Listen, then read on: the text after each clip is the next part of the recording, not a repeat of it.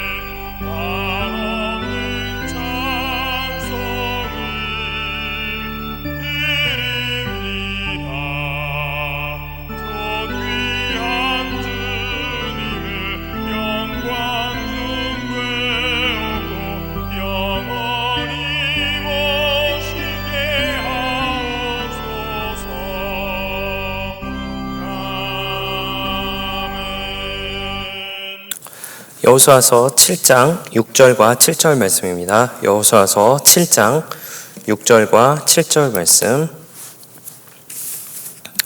여호수아서 7장 6절과 7절 말씀을 읽어드리겠습니다.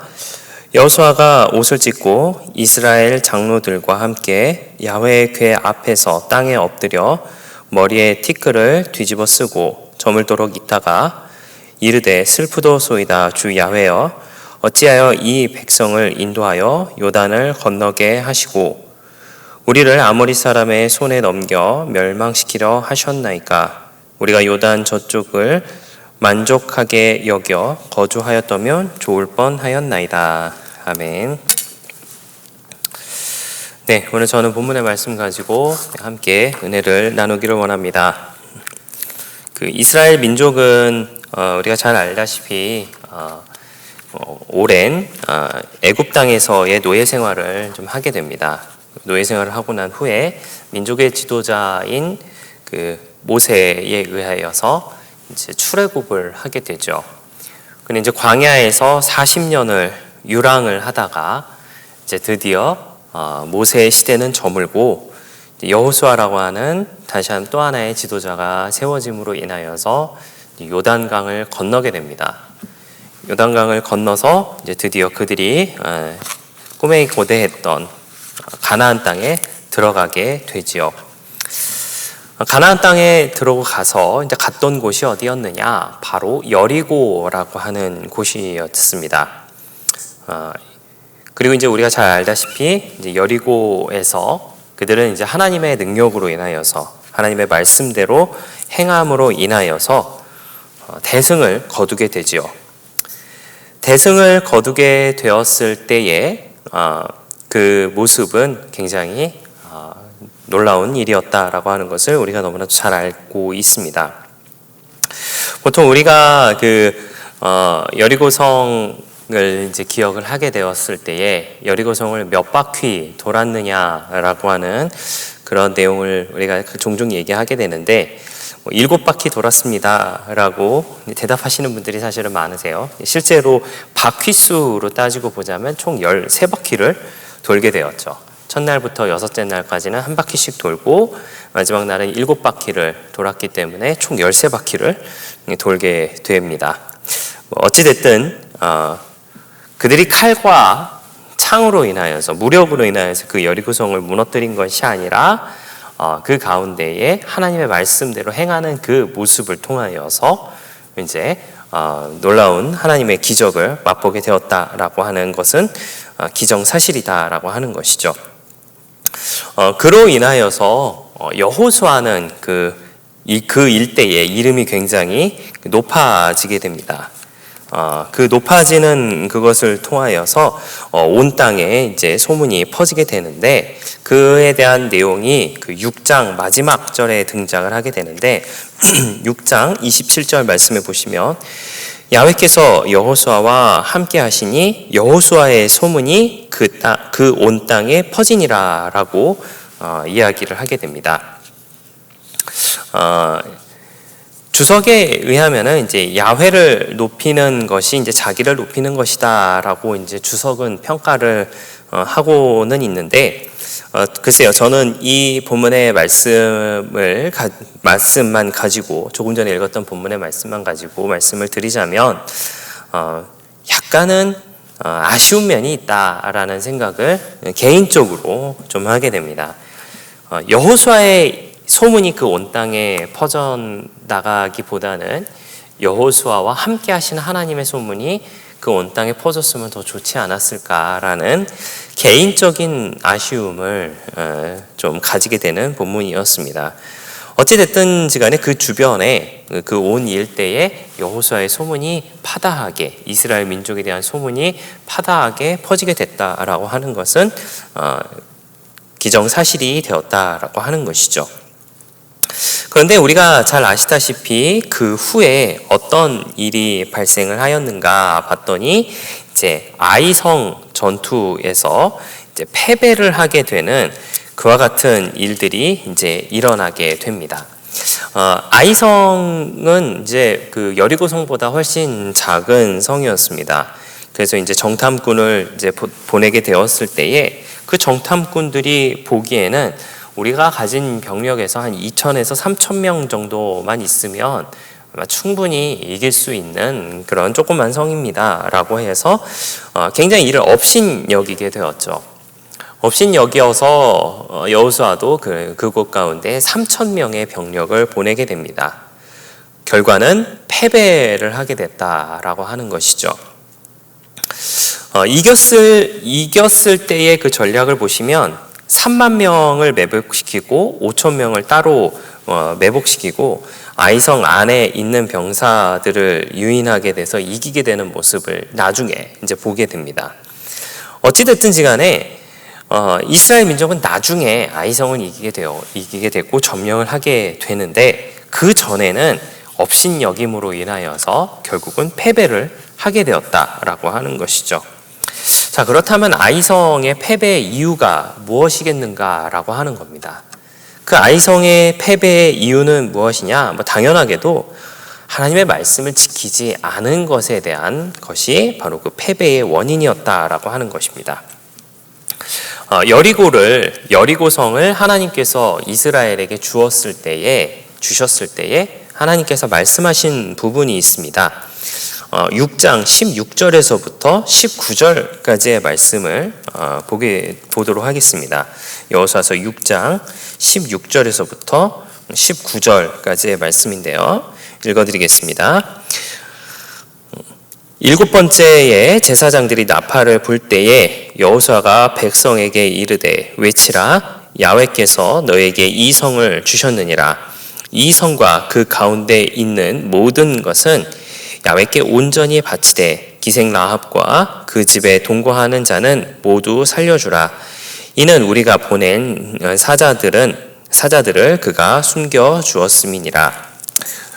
너희는 온전히 바치고 그 바친 것 중에 어떤 것이든지 취하여 너희가 이스라엘 진영으로 바치는 것이 되게 하여 고통을 당하게 되지 아니하도록 오직 너희는 그 바친 물건에 손대지 말라. 은금과 동철 기구들은 다 야훼께 구별될 것이니 그것을 야훼의 곳간에 드릴지니라 하니라라고 이야기를 하고 있습니다.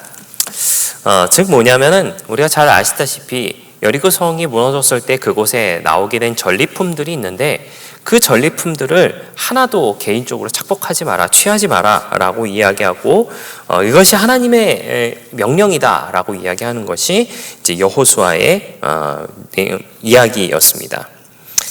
그러나 이스라엘 민족 중에 그 말씀을 어긴 사람이 등장을 하게 되지요. 7장 16절에서부터 22절까지의 말씀을 좀 같이 보도록 하겠습니다. 여호수아서 7장 16절에서부터 22절까지의 말씀인데요. 읽어드리겠습니다. 이에 여호수아가 아침 일찍이 일어나서 이스라엘을 그의 지파대로 가까이 나오게 하였더니 유다 지파가 뽑혔고 유다 족속을 가까이 나오게 하였더니 세라 족속이 뽑혔고 세라 족속의 각 남자를 가까이 나오게 하였더니 삽디가 뽑혔고 삽디의 가족 각 사람을 가까이 나오게 하였더니 유다 지파 세라의 증손이요 삽디의 손자요 갈미의 아들인 아간이 뽑혔더라. 그러므로 여호수아가 아간에게 이르되 내 아들아 칭하노니 이스라엘의 하나님 야훼께 영광을 돌려 그 앞에 자복하고 내가 행한 일을 내게 알게 하라. 그 일을 내게 숨기지 말라 하니. 계속해서 말씀을 보도록 하겠습니다. 아간이 여호수아에게 대답하여 이르되 참으로 나의 이스라엘의 하나님 야훼께 범죄하여 이러이러하게 행하였나이다. 내가 노력한 물건 중에 시날산의 아름다운 외투 한 벌과 은 200세겔과 그 무게가 50세겔 되는 금덩이 하나를 보고 탐내어 가졌나이다. 보소서 이제 그 물건들을 내 장막 가운데 땅 속에 감추었는데 은은 그 밑에 있나이다 하더라. 22절 말씀 보겠습니다. 이에 여호수아가 사자를 보내매 그의 장막에 달려가 본즉 물건이 그의 장막 안에 감추어져 있는데 은은 그 밑에 있는지라 라고 되어 있습니다. 그 아간이라고 하는 사람이 하나님의 말씀을 어기고 전리품을 숨겨놓은 그와 같은 모습을 보여줬다라고 하는 것이죠. 우리가 잘 알다시피 이스라엘 민족은 장정만 70만이었습니다. 70만 명이나 되는 사람 중에서 한 명이 하나님의 말씀을 어긴 것이었죠. 어떻게 보면은 숫자상으로만 우리가 이렇게 생각을 해보고자 한다면 어떻게 보면 꽤 괜찮은 숫자가 아닐까라는 생각을 하게 됩니다.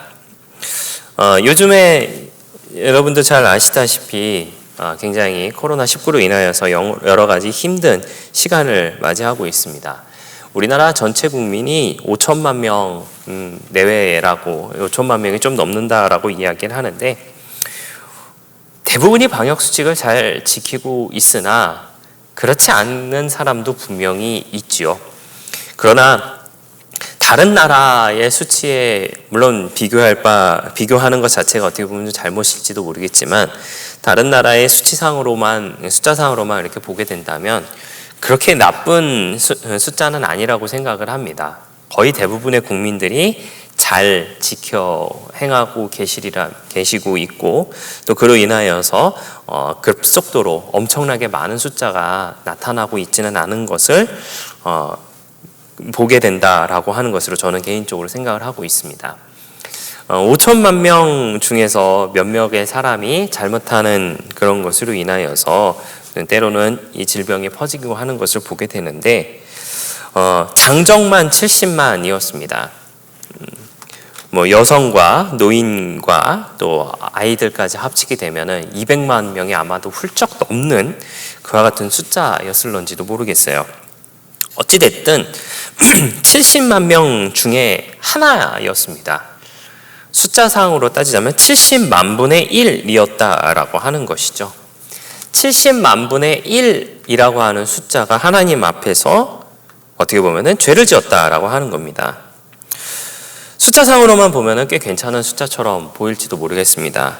만약에 제가 하루 종일 있으면서 하나님 앞에 하나님의 말씀을 어기는 것을 숫자상으로 한번 생각을 해보고자 한다면 분명한 것은 70만 분의 1은 분명히 넘을 것 같다라는 생각을 분명히 하게 됩니다. 그러나 안타깝게도 이 당시에 하나님께서는 그 70만 분의 1이라도 허락하지 아니하시는 분이었다라고 하는 것이죠. 그냥 눈 감아 주실 수도 있었고 그냥 넘어갔을 수도 있을지도 모르겠지만은 그 70만 분의 1을 하나님께서는 찾아내셨다라고 하는 것이죠. 우리는 아간을 보고 비난할 수도 있습니다. 왜 그와 같은 욕심을 부려서 아이성에서 이렇게 지게 되었는가? 왜 그런 하나님의 말씀을 어기는 죄를 저지름으로 인하여서 다른 사람들에게 피해를 주는가라고 하는 것으로 아간을 비난할 수도 있습니다. 그런데 어떻게 보면은 그 아간의 모습이 저와 여러분의 삶의 모습은 아닐까라는 생각을 하고 있는지도 모르겠습니다. 앞서 말씀드린 바와 같이 오늘 하루 종일 저에게 있어서 하나님의 말씀을 지켜 행하는 것을 숫자상으로 따져보게 된다면 분명히 70만 분의 1은 넘을 수 있다라고 하는 것을 생각을 하게 됩니다. 어쩌면 우리는 그렇게 타협하며 살아가고 있는지도 모르겠습니다. 하나님의 말씀을 지키지 않는 것에 대해서 저 사람도 지키지 않는데 여러 번 중에 한 번인데 내가 이렇게 한다고 해서 누가 뭐라고 하겠어? 하나님이 뭐라고 하시겠어? 라고 하면서 어떻게 보면은 타협하며 살아가고 있는 것이 저와 여러분의 모습은 아닐까라는 생각을 하게 됩니다. 우리의 오랜 습관과 또 손해보는 것 같은 생각 때문에 어떻게 보면 우리는 타협하면서 살아가고 있는 것은 아닌지 모르겠습니다. 이것이 어떻게 보면 아이성에서의 패배의 이유가 타협의 모습을 가지고 있기 때문은 아닐까라는 생각을 하게 됩니다. 두 번째로 그렇다면 여호수아는 왜 그랬는가라고 하는 것을 한번 생각해 보고자 합니다. 오늘 읽으셨던 본문의 말씀을 다시 한번 보시면 7장 6절에서 7절까지의 말씀인데 여호수아가 옷을 찢고 이스라엘 장로들과 함께 야훼 궤 앞에서 땅에 엎드려 머리에 티끌을 뒤집어 쓰고 저물도록 있다가 이르되 슬프도소이다 주 야훼여 어찌하여 이 백성을 인도하여 요단을 건너게 하시고 우리를 아모리 사람의 손에 넘겨 멸망시키려 하셨나이까. 우리가 요단 저쪽을 만족하여 여겨 거주하였다면 좋을 뻔하였나이다 라고 이야기를 했죠. 그 후에 말씀 8절과 9절 말씀을 보도록 하겠습니다. 8절과 9절 말씀에 주여 이스라엘이 그의 원수들 앞에서 돌아섰으니 내가 무슨 말을 하오리이까. 가나안 사람과 이 땅의 모든 사람들이 듣고 우리를 둘러싸고 우리 이름을 세상에서 끊으리니 주의 크신 이름을 위하여 어떻게 하시려 하나이까 하니라고 되어 있죠. 말은 굉장히 방대하지만은 쉽게 이야기하자면 하나님 우리한테 왜 이러세요? 라고 하는 것과 어떻게 보면 같은 이야기입니다. 하나님 우리한테 왜 이러세요? 하나님 우리 이스라엘에게 왜 이러세요? 우리 민족에게 왜 이러세요? 지금 뭐 하는 것이죠? 그 모든 책임을 하나님께 돌리고 있는 중입니다. 바로의 군대가 쫓아왔을 때도 먹을 것이 없을 때도 물이 없을 때도 그리고 모세에 의하여서 가나안을 정탐한 후에도 그들이 이야기했던 것은 무엇이었냐면 애굽으로 돌아가자였습니다. 거기는 고기가 있다. 거기는 우리를 위협하는 것이 없다. 거기는 물이 있다. 거기는 정복해야 될 땅이 없다. 그렇기 때문에 우리는 돌아가자 라고 계속해서 이스라엘 민족은 그렇게 이야기해 왔습니다. 그것은 가나안 땅에 들어와서도 첫 번째 전투를 하나님의 방법을 이기고 난 후에 두 번째 전투에서 패배를 하고 난 후에도 그들이 했던 것은 무엇이냐? 모든 책임을 하나님께 돌리고 있는 중이었다라고 하는 것이죠. 그 모습을 봐왔던 여호수아임에도 불구하고 그도 어려움이 처하게 되자 그냥 광야에 있었으면 좋았겠다라고 하는 아쉬운 이야기를 지금 여호수아가 하고 있다라고 하는 것이죠. 어떻게 보면은 여호수아와 이스라엘 민족이 약간 교만해져 있지는 않았나라는 생각을 하게 됩니다. 여호수아서 2장 24절 말씀해 보시면 또 여호수아에게 이르시되 진실로 야훼께서 그 온 땅을 우리 손에 주셨으므로 그 땅의 모든 주민이 우리 앞에 간담이 녹더이다 하더라 라고 되어 있습니다. 그리고 여호수아서 7장 3절 말씀해 보면은 여호수아에게로 돌아와 그에게 이르되 백성이 다 올라가게 하지 말고 2-3천 명만 올라가서 아이를 치게 하소서. 그들이 소수이니 모든 백성이 그리로 보내어 수고롭게 하지 마소서 하므로. 자, 앞의 모습과 뒤의 모습이 굉장히 다른 모습을 보고 있죠.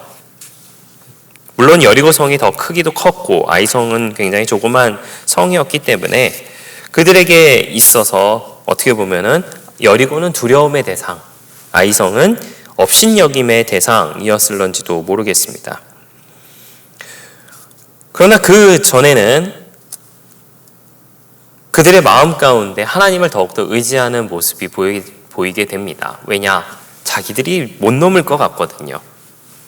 자기들이 정복하지 못할 것 같거든요. 그때는 하나님을 찾습니다. 그리고 그때는 하나님의 방법으로 하려고 합니다. 그러나 막상 눈앞에 자기가 쉽게 정복할 수 있을 것 같은 거, 자기가 쉽게 무언가를 할 수 있을 것 같은 것이 눈앞에 보여지게 되니까 백성을 다 올릴 필요도 없습니다. 2-3천 명만 그 가운데 보내면 거기는 쉽게 정복이 될 겁니다. 라고 이야기하는 모습을 보게 됩니다. 앞서 말씀드린 바와 같이 여호수아와 이스라엘 민족이 교만해져 있었던 것은 아닌가라는 생각을 하게 됩니다. 세상에서의 좋은 것들이 사실은 너무나도 많이 있습니다. 그것이 더 좋아 보이고 그것이 더 평안해 보이지만 하나님의 방법과 하나님의 뜻은 그렇지 않다라는 것을 저와 여러분이 잊지 말아야 할 것 같습니다. 너무나도 힘든 시기가 우리 가운데 있습니다. 그 힘든 시기가 우리 가운데 있는데 그 힘든 시기 가운데 역시나 우리가 의지해야 될 분은 하나님밖에 없다라고 하는 것을 저와 여러분이 기억해야 될 줄 믿습니다. 그러나 또한 우리가 기억해야 될 것은 이 힘든 시기가 지나간 후에도 그 하나님을 더욱더 의지하며 하나님의 말씀을 따르며 또 하나님의 말씀을 지켜 행하며 살아가야 되는 모습이 저와 여러분 가운데 있다라고 하는 사실을 잊지 마시기를 부탁을 드리겠습니다. 또한 한 가지 더 말씀드리고자 하는 것은 앞서 말씀드린 바와 같이 그들이 정복하게 되자, 여리고를 정복하게 되자 교만한 마음으로 인하여서 아이성 가운데 그와 같은 모습을 보이게 됩니다. 그곳을 업신여기는 모습, 그곳을 쉽게 정복할 것이다라고 생각했던 모습. 어떻게 보면은 죄송합니다만 이것이 현재를 살고 있는 우리 기독교의 전체의 모습은 아닌가라는 생각을 하게 됩니다. 교회가 핍박을 받았을 때, 구한말 시대에 핍박을 받았을 때 우리는 더욱더 하나님을 의지했고 더욱더 낮아지는 모습으로 더욱더 오히려 더 사랑을 실천하며 살아왔었습니다. 하지만 교회가 막대한 영향력을 끼치게 되는 순간이 되자 그 모습은 온데간데 없어지고 사람들 위에 군림하며 사람들 위에 좌지우지하려고 하는 모습을 보이고 있는 것이 어떻게 보면은 우리 기독교의 현 주소가 아닌가라는 생각도 하게 됩니다. 사랑하시는 성도 여러분, 이스라엘 민족은 애굽으로 돌아갈 수 없었습니다. 이스라엘 민족은 광야로 돌아갈 수 없었습니다. 그들 앞에 놓인 것은 젖과 꿀이 흐르는 가나안 땅이었고 그들에게 있어서 해야 될 일은 그곳을 정복하는 것이었습니다. 그러나 그 정복의 의미가 사실 지금은 많이 다릅니다. 우리가 정복해야 될 땅은 세상입니다. 그 세상 가운데 억압과 교만함으로 인하여서 정복하시겠습니까? 아니면 주님의 말씀대로 사랑으로서 그것을 정복을 해야만 하겠습니까? 당연히 후자의 모습을 우리가 가져야 하겠죠. 예수님이 만약에 십자가에 달려 죽음을 당하지 아니하셨다면 구원이 없었습니다. 예전에도 말씀드리는 부분이지만 예수님은 십자가에 달리지 않아도 되는 분이었습니다. 세상 권세를 다 무너뜨릴 수 있는 분이었습니다. 그럼에도 불구하고 당신의 가르침인 사랑을 실천하기 위하여서 스스로 십자가를 지셨습니다. 그 예수님을 닮아가는 저와 여러분 되기를 바랍니다. 그 예수님의 가르침을 따라 행하며 살아가는 저와 여러분이 되기를 바랍니다. 그 예수님의 모습을 본받아 세상 가운데 빛과 소금의 역할을 잘 감당하며 살아가는 그것이 하나님의 말씀을 지키는 것이다 라고 하는 것을 잊지 아니하는 저와 여러분들의 귀한 삶의 모습 다 되시기를 예수님의 이름으로 부탁을 드리겠습니다. 기도하겠습니다. 좋으신 아버지 하나님 감사합니다. 저희를 주님의 자녀 삼아주시고 함께 예배드리게 하시니 감사를 드립니다. 여호수아의 모습, 이스라엘의 그 모습을 우리가 답습하지 않게 하여 주시옵소서. 큰 어려움이 왔을 때 하나님의 말씀을 지켜 행하게 하여 주시고 내가 스스로 넘을 수 있을 것 같은 것들이 우리 앞에 놓여 있다 할지라도 그 가운데에서도 하나님의 말씀을 잘 지켜 행하며 살아가는 우리 모두의 모습이 되게 하여 주시옵소서. 그래서 하나님의 기쁨 되게 하여 주시고 또 주님께서 우리 가운데 몸소 실천하시며 보여주셨던 빛과 소금의 역할을 잘 감당하며 살아가는 우리 모두가 되게 하여 주시옵소서. 감사를 드리며 예수님의 이름으로 기도하였습니다. 아멘. 교회 소식을 말씀드리겠습니다. 코로나19로 인한 국내외 혼란이 속히 잠잠해지도록 함께 기도해 주시기 바랍니다. 많은 인원이 모인 집회에 참석하셨던 분은 2주간 자가 격리 및 방역 지침을 꼭 지켜주시길 바라며 교인과의 접촉도 금지해 주시기 바랍니다. 코로나19 예방을 위한 예배 변동 사항입니다. 사회적 거리두기 지침의 연장으로 인해 현장 예배 대신 영상 예배로 드리며 교회 내 모임이 가능해질 때 미리 알려드리겠습니다. 새벽 기도회는 영상으로 드립니다. 월요일부터 금요일까지 오전 5시에 전송되오니 원하시는 분은 교구장에게 신청해 주시기 바랍니다. 코로나 확산 방지를 위해 타 교회 예배 참석을 삼가 주시기 바랍니다. 신방 및 교구 예배 등 소그룹 모임을 하지 않사오니 이것이 다시 재개될 때 추후에 공지해 드리겠습니다. 온라인 헌금을 희망하시는 분은 아래의 계좌로 보내주시고 헌금을 보내실 때 성명, 교구, 헌금 목적을 기재해 주시기 바랍니다.